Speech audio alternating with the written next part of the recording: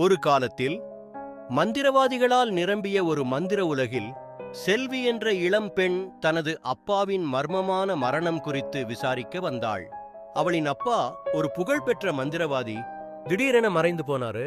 செல்வி தனது அப்பாவின் பழைய புத்தகம் மற்றும் சில மந்திரங்களை கொண்டு ஒரு அதிர்ஷ்டமான பயணத்தை தொடங்குகிறாள். செல்வியின் நண்பன் குரு ஒரு துணிவான மற்றும் நகைச்சுவை உணர்வுள்ள இளைஞன்.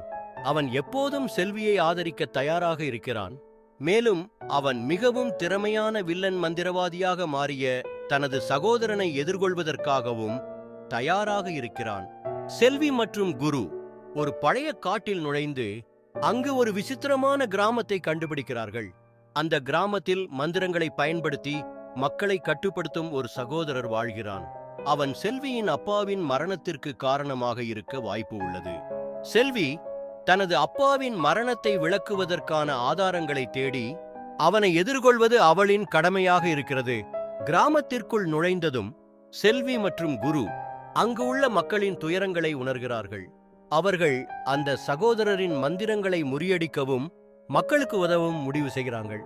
செல்வி தனது புத்தகத்திலிருந்து கற்ற மந்திரங்களை பயன்படுத்தி சகோதரரின் கற்பனை உலகில் நுழைகிறாள்.